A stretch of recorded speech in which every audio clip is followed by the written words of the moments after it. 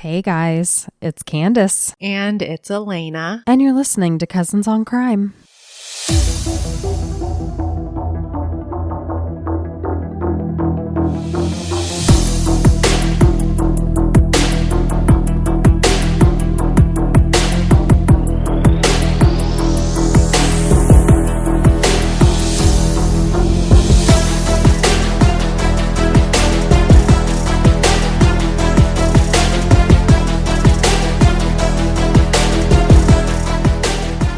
Hey, Lena. Hey. Hey, my mint chocolate friend. Yeah. Okay, guys. Thank you for Little sharing. ASMR. We're not going to smack in I hate ASMR. Can I just say that? I hate like it. all of it or just the All of it. eating? Like the nails, I hate it. Like it does nothing for me. Yeah. Except for irritate me. Lena and I, this is not sponsored by the way, I brought her a Ghirardelli chocolate square that is mint chocolate, mint cookie. And then I also brought her a Lindor truffle that is peppermint cookie. Yes. And I said to her, you tell me which is better. I know the truth. Right. But this is Cousins on Crime. Okay? And we are here to solve the mystery of which is better. I know the truth. Okay. Okay. Lena. But is your truth my truth? Well, let's find out. I would like you to gather the evidence. Okay. And I would like you to close your eyes and we're going to hold up the winner. Okay. In 3, 2, 1. Oh! We chose the right one. Yeah. She knows the truth, ladies and gentlemen. Lindor truffle. Yeah. wins. That was really good. Peppermint cookie. Last year, I bought a bag. This is, Did I don't you know how many are eat in it all here. in one sitting? I pretty much. And actually, I think it was 2 years ago that I discovered them. But Daniel bought me, you know, like when you go into a candy store and they have these big plastic tubs of candy. He bought me one of those. And I think there was like 100 pieces in there. Oh, wow. Because I couldn't Best find them husband anywhere. of the year. I know. I couldn't find them anywhere. So he's like, this will do. He's like, I found them online. He's like, do you need 100? And I was like, yeah, I need 700. think so. I'm telling you. Well, I'll just tell you, I told Candace that I think, before I even tried it, I said I think the Ghirardelli was going to be my favorite because Ghirardelli has some really good, like when it has the flavor in the middle, like the raspberry filling in the middle. I really like that. So I thought I was going to like that better, but no, I like the Lindor much better. It's so creamy and it's so got like a little smooth. crunch. Yeah, it was very delicious. Yes, guys. Go get you some. Go get you some. It's holiday, so it's not going to last long. Again, not sponsored, but, you know, if you want. How are you, Lena, besides the chocolate? Well, I'm good. I'm recovering from a little upper respiratory stuff. Is it my fault? It probably is. I'm going to just go ahead and blame you. I've been sick for eons and eras. It's like the Eras tour of sickness. It just keeps going and going. Yes. And I'm going to put out a movie next. Okay. And then I'm going to pass it along to a NFL player. Yeah. So do it. Yeah, it's just ridiculous, isn't it? Yeah, but we wwent to the Christmas parade. Yes, that was so much fun. Yeah. So like that night I was like, felt it coming on. Yeah. Went to bed and I was like, I can't breathe. And then I woke up and I was like, this is not good. But it really only lasted a day and a half. Well, I mean, I have remnants, but yeah, you know, we won't keep talking about that. That's gross. I mean, the amount of coughing and, you know, stuff I've had to edit out of episodes is just too much. Yeah. So I'm actually I'm good. Yeah. So I'm sorry that you're recovering, mm-hmm. but at least you're recovering. Yeah. I'm thankful for that. And like, you're never sick. I never see you sick. No, I'm not. And it's annoying. Yeah. So welcome. Hate to drag you down with me, but. Right. Well, let's just shift gears from one sickness to another. Let's get down with another type of sickness. Today's case is a really sad one. It feels like because of these people's socioeconomic status, these victims didn't get the attention that they deserved in the beginning. But luckily that does change down the line, so that's good. This is the story of the murders of Jeremiah Pittman and Zilpha Lowery. Oh, I have not heard those names. So her name is spelled like Zilpha, but her family pronounced it Zilpha. Okay. So that's how I'm going to pronounce it. There are a lot of players in this case, so you're going to want to pay attention close to this one. And we're going to, because we're talking about two different people, the timeline is kind of intermeshed. So I'll do my best. But this is the time where I probably need my pen and paper. I know. Here's your... Yes, exactly. Okay, so Zilpha Lowery was born July 3rd, 1969 in McDowell, North Carolina, to parents Wardell Lowery and Madge Bennett. Her sister Reba had just turned 10 when Zilpha was born, and she treated her like a little baby doll. Oh, and I know what that's like. Yeah.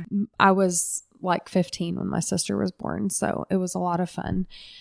Zilpha was a free spirit, and she was extremely close to her family. She was close to her nieces, and especially her nephew, Jeremiah Pittman. They were said to have been more like brother and sister than aunt and nephew. Jeremiah's dad was mostly out of the picture, so Zilpha spent a lot of time with him, kind of like a big sister, but she just looked out for him. Mm-hmm. Jeremiah's dad, Eddie, was up to no good most of the time.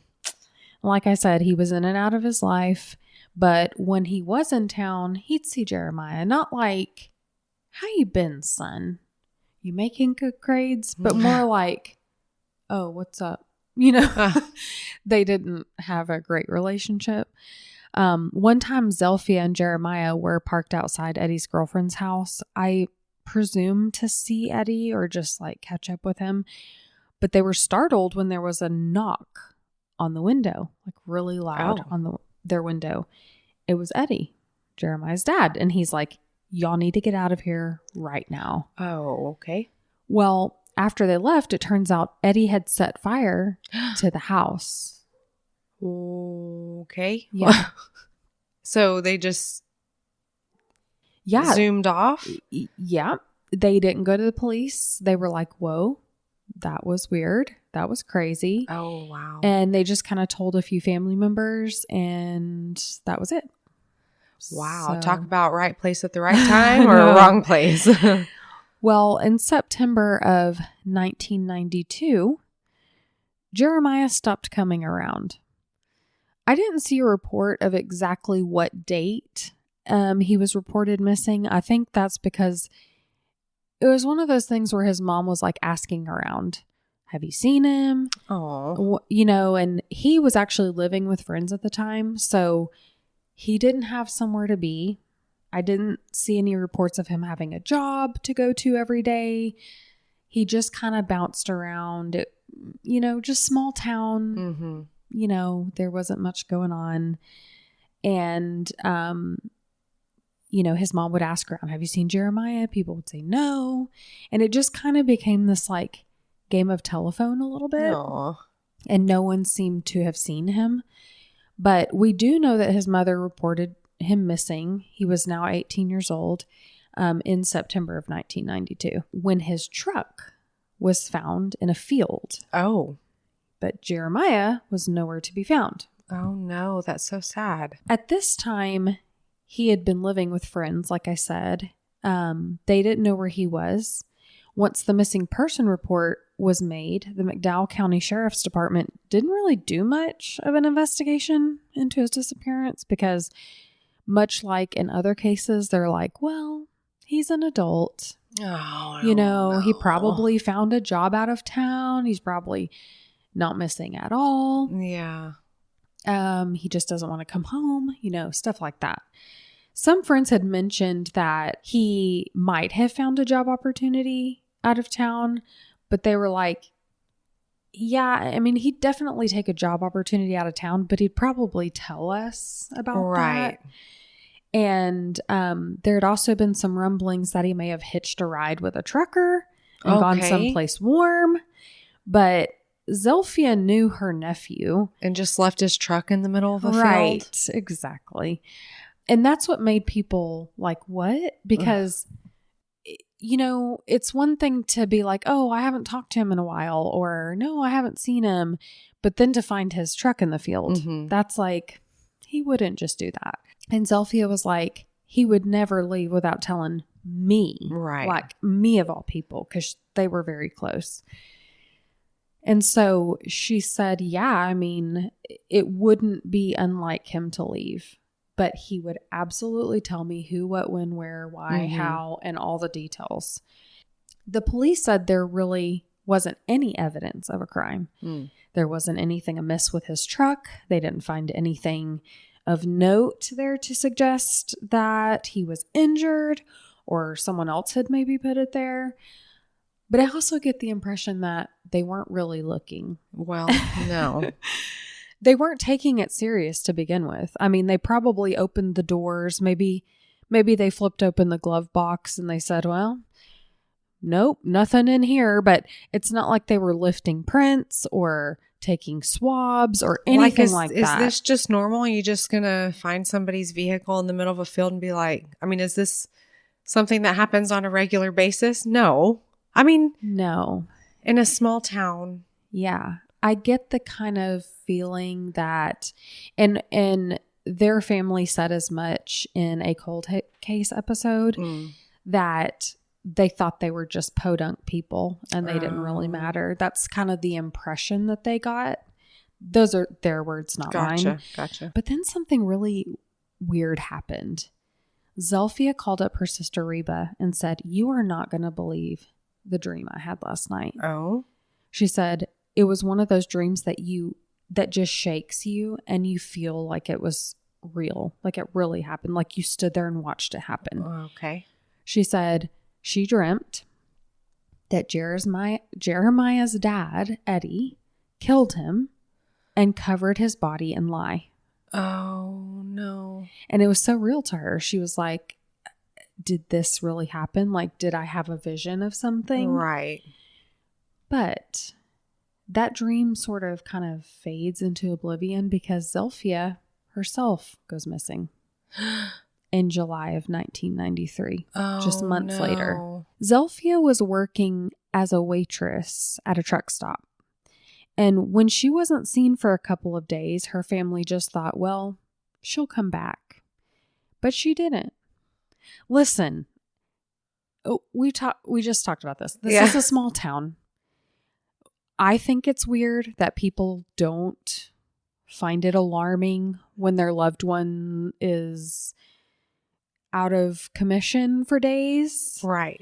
But apparently Zilpha, she was a free spirit. Mm-hmm. So she was known to take these little impulsive trips out of town, days on end. And if you think about it, back then, it's not like she had a cell phone. Right. For people to get a hold of her wherever she might be. And who knows where she's at. Maybe there's no payphones, etc. So her family was like, oh, well, she'll be back. Maybe she's going to look for Jeremiah, that kind of thing. Yeah, but I mean, you've got one family member that's already gone missing. Like, I feel like you would be more paranoid. Yeah, me too. I would think so too. But they weren't concerned those first few days. And I actually saw one report that it was a week later before they contacted police, but they did end up going to police because they were like, okay. Now, this time police were like, wait, that is sus. Oh. Because it's a female or? Well, I think it was just because Jeremiah was missing and now she's missing. Mm-hmm. And they're like, something might be up here. Mm-hmm. They did she's an adult thing, but they couldn't ignore the fact that Jeremiah was missing. And then this is months later that she goes missing. Right. Friends and family formed search parties, but they didn't find anything. The only real valuable piece of information they got was that a witness said that they saw her getting into a car at the truck stop she worked at and driving away with someone. No. So this information was very vague, and though it seemed like it could be promising, they didn't have any other information. What kind of car was it? Mm-hmm. Who was driving? So it really led nowhere. Months and months would drag on without any sign of Zilpha or any new information for that matter as to what might have happened to her. And then February 5th, 1994, some hunters found human remains near Lake James. Oh, no. Now, these remains didn't appear to have been buried. I mean, they were on the surface, and it looked like the body had just been dumped there, and there was no effort to conceal it in any way. There was like a towel and a bed sheet located nearby, as well as some clothing, and that may have been used to initially cover up the body, but there was no concerted effort to like hide the body. Whoever did that was just sloppy. So through forensics and clothing on the body, it was identified as Zilpha's remains. Oh. Her skull was nearly crushed. Oh my gosh. I mean, she suffered. She really suffered a horrific beating. And because of lack of biological evidence at the scene, they could tell she had been murdered somewhere else. Right. There was no, they couldn't find blood. They didn't find a murder weapon. They didn't find spatter or evidence of any kind. So with this discovery, now the sheriff's department has to pay attention. Yeah. I mean, I'd say. Come on. Dudley Green with the McDowell County Sheriff's Office was assigned to the case, and he knew he had an uphill road ahead of him. Here we have two family members, one of which was just found dead, no sign of the other one, and there's little to go on. How many times do we talk about the first moments of an investigation are probably the most important? Right. You botch a crime scene, you fail to investigate, you lose valuable evidence potentially, and you can never go back. No. That's it. Yeah. You can never go back. You can't go back to Jeremiah's truck and now swab and now lift fingerprints, because now it's over. Right. His family's got the truck, they're driving it. I mean, if there were footprints, if there were tire tracks. I mean, you can't. Yeah. It's over. So all of that stuff is so important. And I can't imagine being Dudley Green and opening these files and going, well, shoot. Where do I start? Nothing. I mean, you're basically opening a box of puzzle pieces. Right. With no picture to go on. And you're like, I just don't know. I don't know what this is supposed to look like. So he began going to the jails. He said, I like to start there because people talk. And he was speaking with inmates because, they like to talk about their crimes. They like to brag. True. Sling their peepees around, So he wanted to know if someone knew anything about what happened to Zilpha. A witness had come forward previously and told the police, like I said, they saw her get in that car with someone and go off with them. Who was it, though? But he didn't get any useful information. He just felt what kind of car? Yeah, like this person was going to says one thing. Oh, yeah, we saw her leave. Oh, yeah, she left with me. And it's just, he felt like kind of stupid because you have all these people that just want to talk. They either want to just get out of their prison daily cell. routine. Exactly. Yeah. Like maybe they have a job in the prison and they just don't want to do that. So they'll be like, yeah, I'll talk to you. So they drag it out and, and some people will lie to try to get a reduced sentence. Oh, yeah. He wasn't sure why they were all liars, but he knew he was barking up the wrong tree. He's like, I gotta go. Yeah. So he circled back around to her family, the same family that was told basically, we can't help you, way back when Jeremiah went missing. Right. He wanted to see if they could just remember, just try and think, can you remember anything that happened when she disappeared? And Reba said, well, I have to tell you about this dream she had. Oh, yes, please. I got to tell you about this dream. She had this dream right before she went missing. The whole Eddie killed Jeremiah thing, covered the body in lye. And Detective Green was like, whoa, that's wild. Thank you for telling me. Right. But a dream isn't evidence. Evidence, right. Of anything. I mean, it's chilling because but it's it could point you in the right direction. Right. But he basically was like, I can't do anything with that. That doesn't. Ugh. So she said, okay, well, let me tell you about this one time. Zilpha and Jeremiah witnessed Eddie burn this house down for insurance money. Uh-huh. There it is. Detective Green was like, say what? Now we're talking. Yeah. Why are you just now telling me this? Now that is interesting, he says. Well, 2 years passed with no breakthrough in Zilpha's case. Why? They still didn't know what happened to Jeremiah. Then something truly unexpected happened. Rosemary, Miss, my house burned down. Uh-huh. Eddie Pittman's old girlfriend. She walked into the police station. Oh? Yeah. And she said she wanted to talk to the person on the Jeremiah Pittman case. Oh, okay. Jeremiah, hold up. We've been talking about Zilpha's case this whole time. Nobody had been investigating Jeremiah's case. Still, we forgot all about that, didn't we? Oh, man. Well, they were trying to solve Zilpha's murder. They thought they had to be linked. Like, what are the odds that two family members that are very close to each other would just go missing months apart? Well, but you have Zilpha's body and you don't have Jeremiah's. Exactly. So Dudley Green is like, she's got something to say about Jeremiah. This must lead to Zilpha. Yeah. Like all roads lead to the same place. So he goes to the front and he escorts her back to an interview room. And he's like, how can I help you today? And she said, I think Eddie's going to kill me. Oh. And Officer Green said, why would he kill you? And Rosemary said, I know too much. And that's when she started talking. Uh-huh.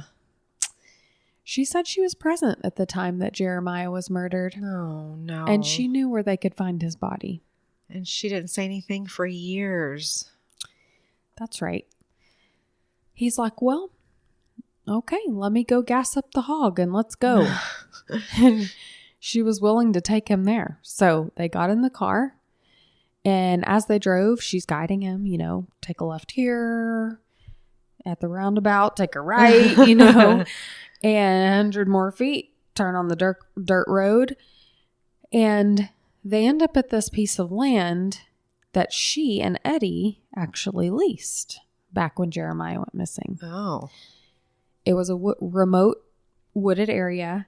They walked right to this ditch and she pointed and she said, that's it. That's where he's at. So they started digging. Right then and there? Right then and there. They started digging. And he's like, are you sure? And she's like, keep digging. He's like, can you help me a little bit? She's like, I'm positive. He is there. You're going to have to dig deep. So as they're digging, she starts telling the story about how Jeremiah was murdered. He was with Eddie. They got into some row. They were fighting. It became physical. Eddie grabbed a hammer and he beat his son to death. Oh my gosh, that's so terrible. And Rosemary helped him dispose of the body later. Oh my gosh. So as she's telling, they're still digging and they start finding bones. Oh, wow. So they knew she was telling the truth. They found the skull. Jeremiah's skull had been crushed, much like Zilpha's. And for a while there, investigators were like, how could these cases not be connected? Right. Like, we have two bludgeonings Yeah. Same cause of death, same way. And you've got two family members, close relationship. And remember that time they witnessed that crime. Yeah. Could that be the motive? I mean, that sounds legit to me. But I mean, you have this only difference that I know of, that one body's buried deep down in the ground and one body is just laying there. That's a really good observation. And Rosemary denied any involvement in Zilpha's murder. And she said she didn't have any knowledge of what happened to her. Interesting. Let's not take her word for it. There was no evidence linking Eddie to Zilpha's murder. They had nothing to say that it was related. I bet that drove the detectives absolutely nuts. Oh, yeah. I bet they were like, how could it not be the same killer? Yeah. That does not make... Yeah. But to your point, I mean, you brought something up that I didn't even think of, that the disposal of the bodies was very different. Yeah. Like, yeah. Had she never come forward, they may have never found him, because he was buried 10 feet deep. 10 feet? How did they dig all in that? An old gem mine. What? Yes. That's kind of cool. Yeah. Anywho. Eddie was convicted of involuntary manslaughter and got 6 years. 6 years? For killing his own son. Okay. What? 6 years. Okay. Yeah.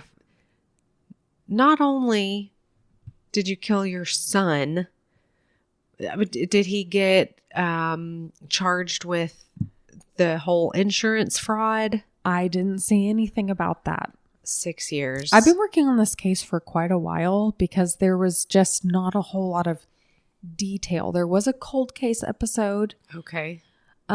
Which I did watch, but there wasn't a lot of detail as far as like the convictions and the charges and things like that. And it was hard to find, but Rosemary pled guilty to accessory after the fact. And I didn't see any jail time for her. She probably got immunity, but wow. 6 years. That's just gross. Well, it gets grosser. No, don't tell me. This wasn't the only murder that this dynamic duo went down for. Well, I mean, if you can kill your son, I'm sure you've killed others. Right? And you're probably thinking that I'm talking about Zilpha, but I'm not. Eddie got 2 consecutive 40-year terms for the murder of a man named Wallace Wise. And I'm going to briefly tell you about him because he deserves to have his story told. Right. But there's really not a ton of information about his case, sadly.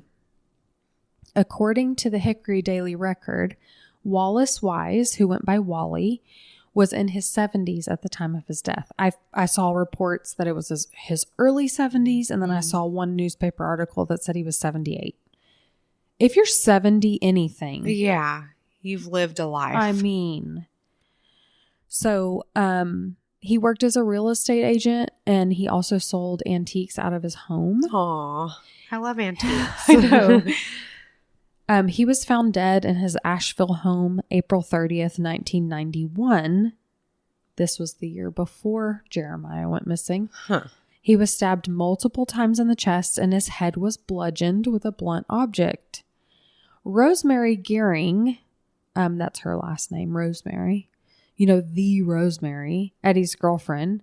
She met Wally at an antique auction, and they had some things in common. They hit it off, you know?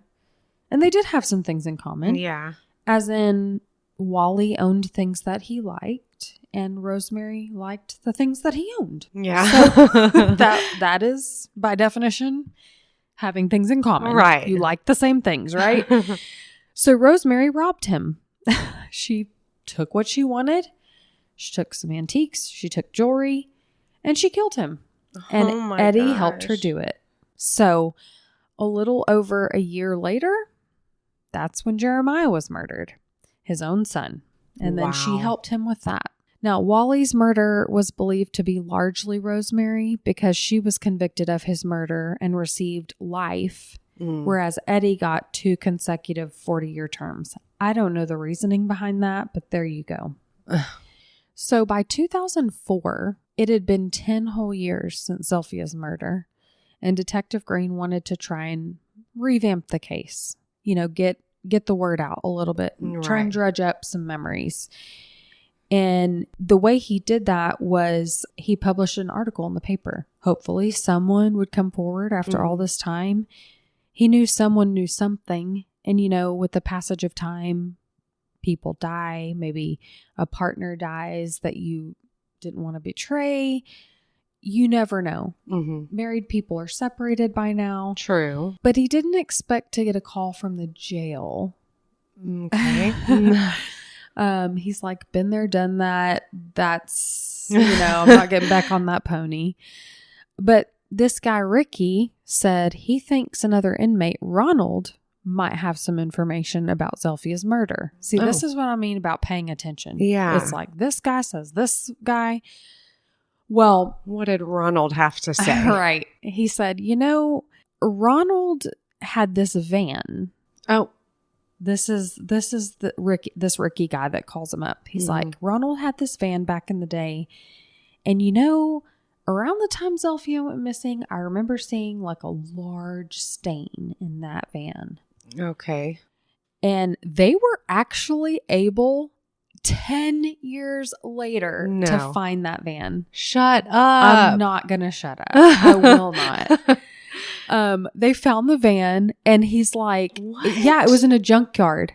Wow. That's some detective work. Okay. That's some gumshoe. Now, he got up in that van. It was nasty. Oh, I'm sure. And he did see a big stain back there, but it wasn't blood. Oh. What, just like grease or paint? I don't know what it was. He doesn't know what it was, but it wasn't blood. He found nothing of interest in the van. So he went to Zilpha's family. He's kind of telling them the latest, And Zilpha's family was like, well, don't give up on Ronald. Because he was friends with Zilpha's nephew. Reba's son. Her sister's son. So her other nephew. Oh, okay. And they felt like he might really have some information. Like if he's saying something after all this time. Okay. Like just keep following up on this. So he went to talk to Ronald himself. Ronald said that, okay, listen, I went to this trailer and I said, y'all need to turn this music down. Oh. This was way back when Zilpha disappeared. Later that night, Ronald's friend witnessed the same men that were in that trailer playing loud music, hauling something out of the house. Looked like rolled up carpet or something bulky. They each had an end of it and they were carrying it out to the car. So they thought that was weird, and that's really the only information they had. But they remembered it after all this time. All those years later, Lena, they located the trailer. Was it still in the same spot? It was. And the landlady remembered the people who lived there way back 10 years ago. Wow. She's like, oh yeah, Robin Whited lived there in 1993. I remember that. So they went into this trailer. It had been abandoned. It was nasty. Ew. There had been animal activity, but there was like a darkness lingering. And Detective Green said he just got this feeling when he went in there, like, whoa, like, did something happen here? Is this it? Like, is this the crime scene? Right. The landlady told Detective Green that this Robin character had moved back to Richmond, Virginia. And so they tracked him down in Richmond, Virginia. When did he move? Not sure. She didn't say specifically when he moved, but they were like, do you know where we can find him? It'd be interesting if it was like shortly after the murder. Yeah, that would be interesting. But nevertheless, they did go to Richmond and they found him working at a car dealership. Yeah. So they rolled up on the lot. He's standing out there trying to sell some cars. And they approached him and they were surprised to find that he was very forthcoming. He was very friendly. He's like, oh yeah. He said, I remember partying with some girl back in the day, she had like a weird name. They said Zilpha. He goes, yeah, that sounds about right. They showed him a picture and he's like, yeah, that's her. We had sex. And then, the next morning she was gone. Oh. So they were like, well, we're getting somewhere here because now we're talking to the guy that she was last with, right? Right. So this was little new information, but the investigators were like, let's go back to the trailer. Maybe even after all this time, we might find something there. The medical examiner said Zilpha was bludgeoned to death. I mean, wherever she was killed was going to be blood everywhere. Blood everywhere. It was going to be bloody, pooling, spatter, etc. So they spent hours. It was Dan Shook. He was a detective with the McDowell County Sheriff's Department, and Dudley Green. They're in there with their little Q-tips doing presumptive tests, everywhere, all over.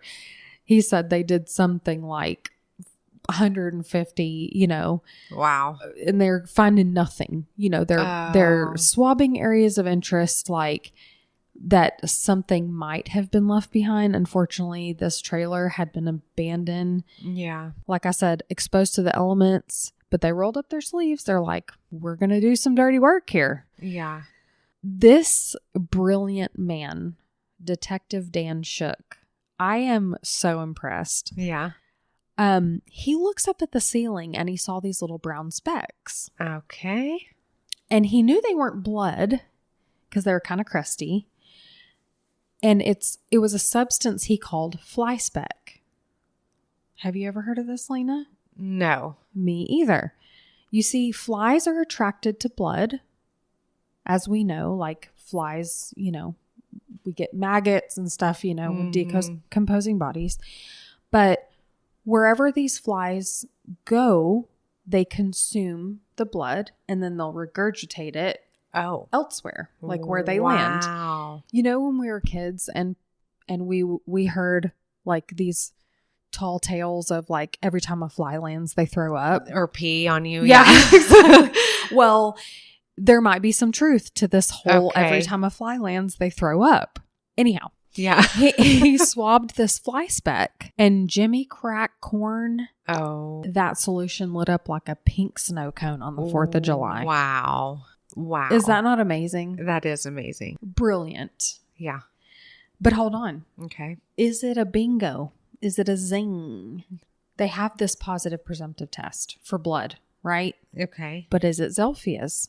Sadly, back when Zilpha's body was found, DNA technology was not what it is today. They didn't even preserve a sample. Oh, no. Of DNA. Because... but people back then were preserving.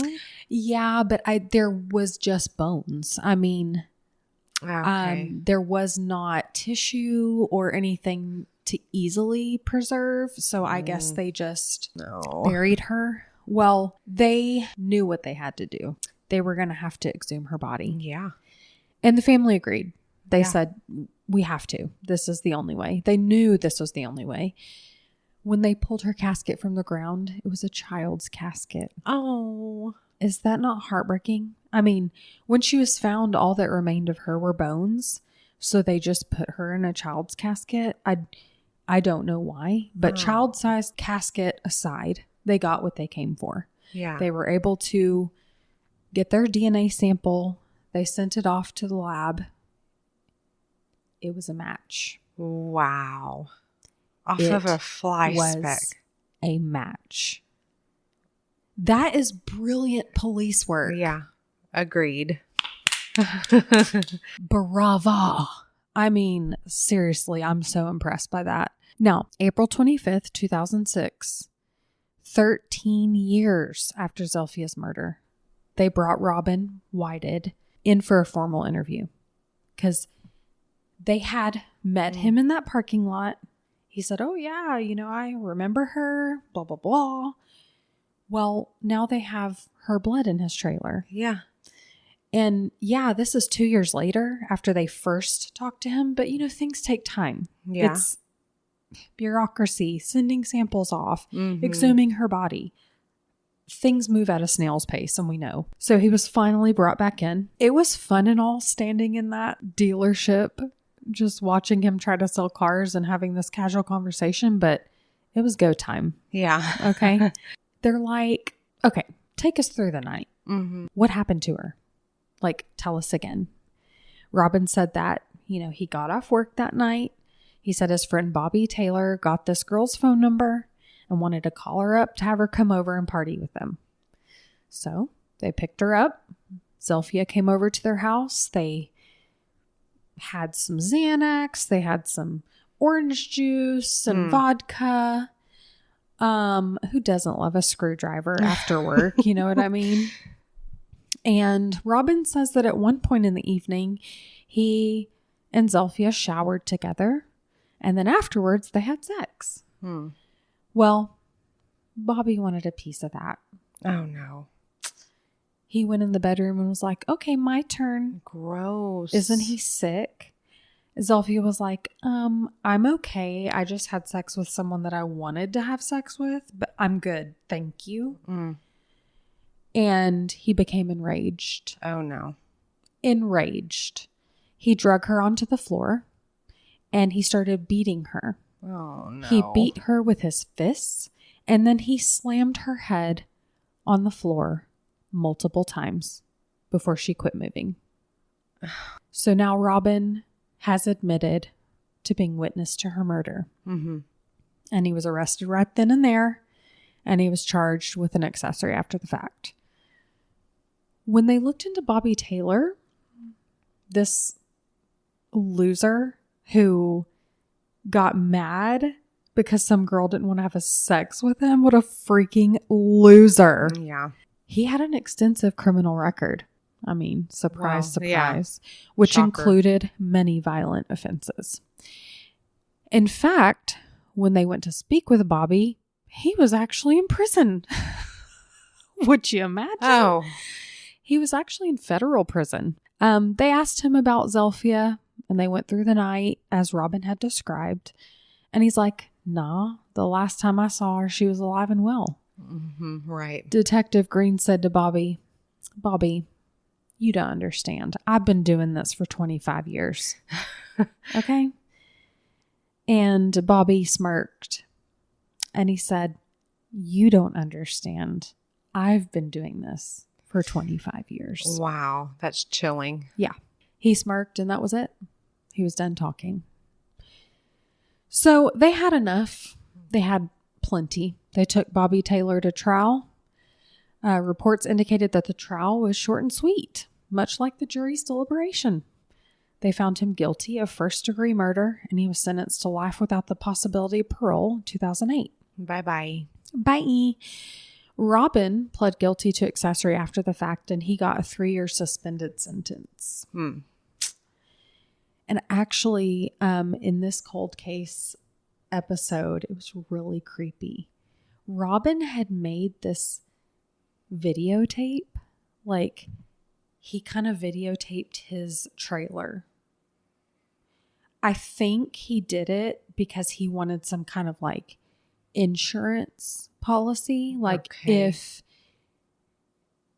so that they could know the layout of the trailer or what it looked like. I don't know exactly why he did it, but it was a really creepy video. He was videoing himself like shirtless, sitting on the couch. What was he saying? Nothing.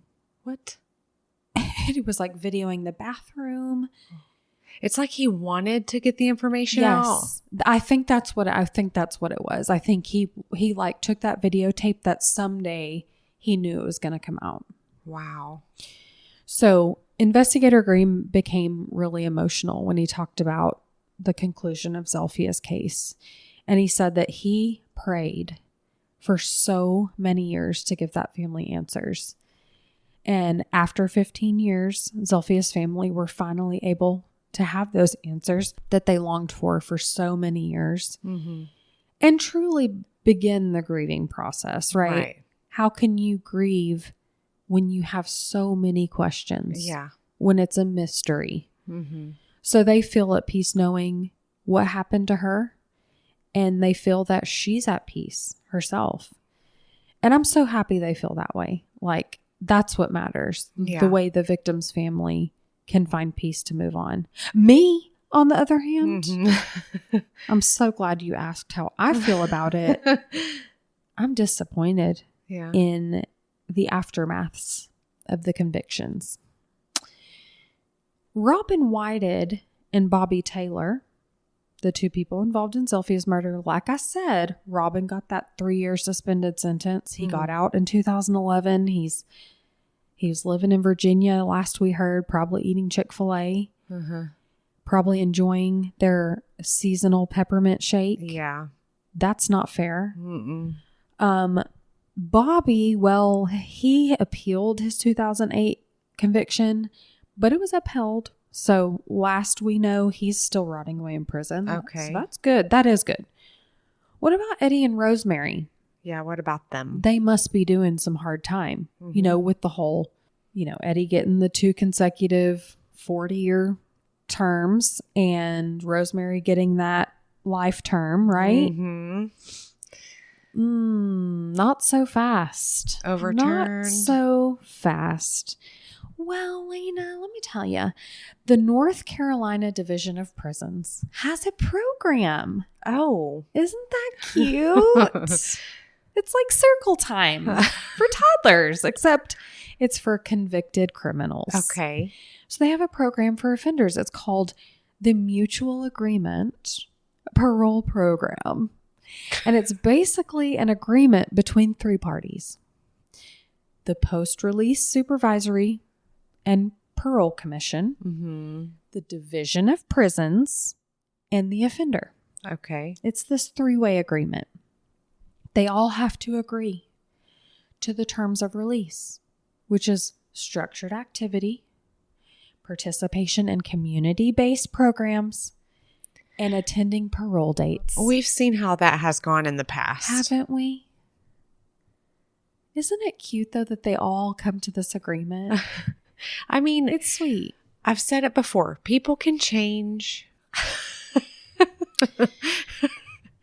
They can. They can. They can. They have the potential to. Yes. Do they? Some. I'm trying to be on. You're a better person than me, Lena. That's all that I have to say try. about it. Eddie was released August 2nd, 2010. And the terms of his agreement were that he'd be on parole until 2014. And that's when they would decide if he could stay out. They're like, if you be a good boy, do all the things, you know, do your bingo nights down at the senior citizen hall. Work your go job. Pick up trash. Yes, work your job, flipping burgers at McDonald's. Then we'll talk in 2014. I saw nothing more of him. There was nothing remarkable that happened, except for he died. Oh. In November of 2013. Oh. So long, farewell. So how did he die? Like just natural? Yeah. I just saw that he died. His death announcement said he went to be with his heavenly Father. And, well, I got an email that said he went to hell and he's burning right now. So God emailed me. Candace. Did you have a dream? I had a dream and it was so real. Candace. Rosemary Yeah. was paroled in June 27th, 2011 at the age of 65. What? I mean, 65 is a spring chicken. Yeah, I mean, you have you so still, much life you can be living. Yeah. People are retiring at that age and going on cruises. But, I mean, at 65, where are you going to get out and get a job at? Like, Well, listen, she went back to McDowell County, as in the place she murdered 2 people.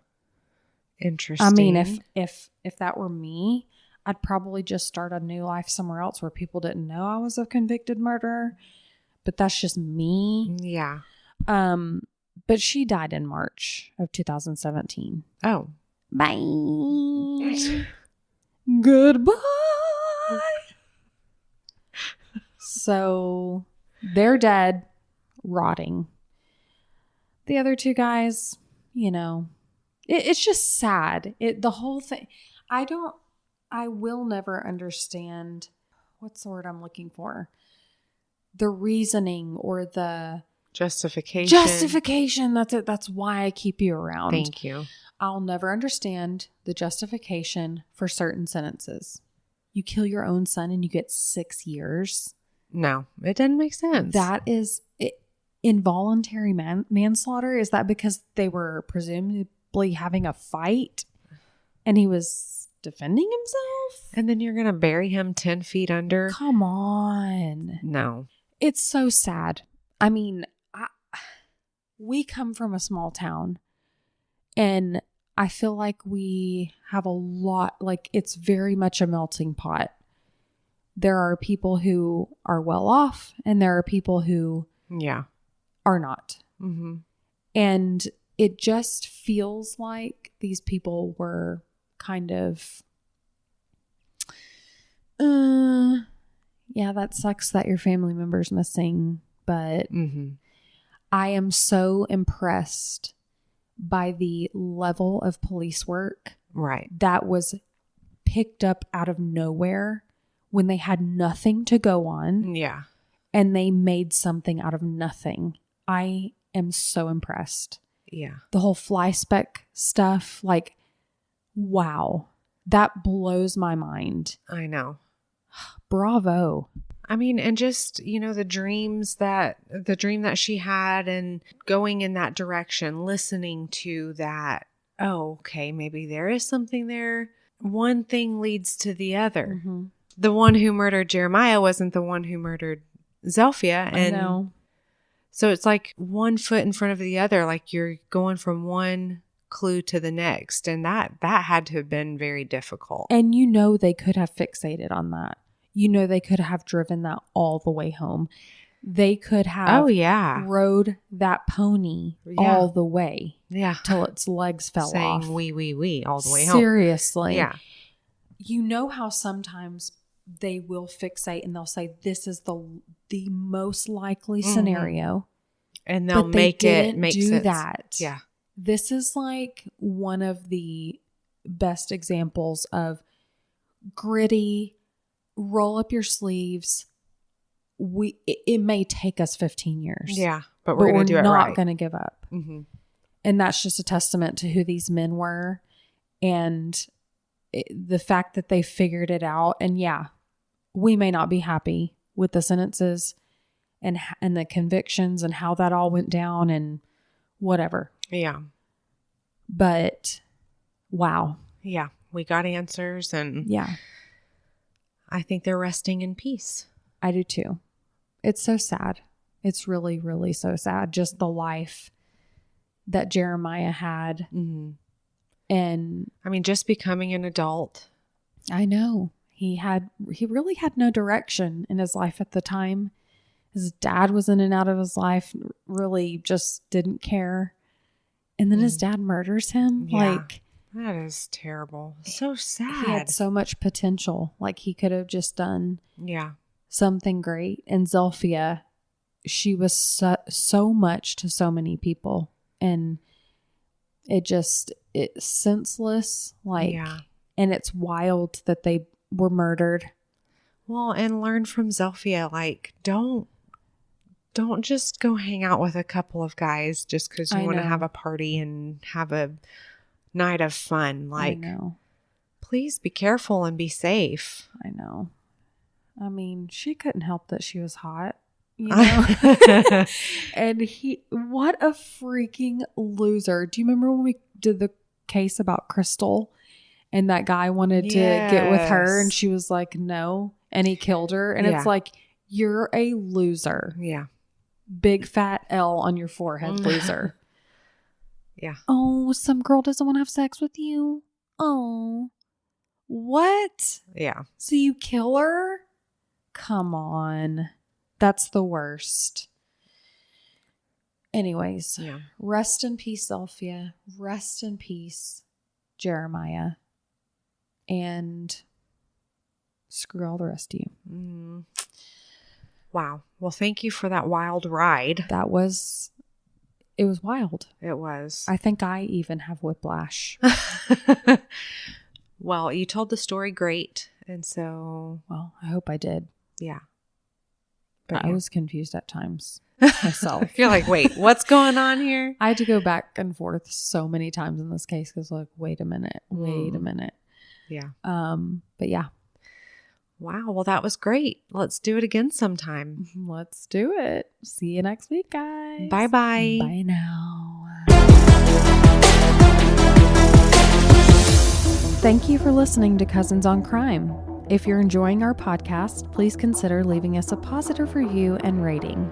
To make sure you never miss an episode, subscribe to our show. You can also follow us on Instagram at Cousins on Crime Podcast or send case suggestions to cousinsoncrime@gmail.com.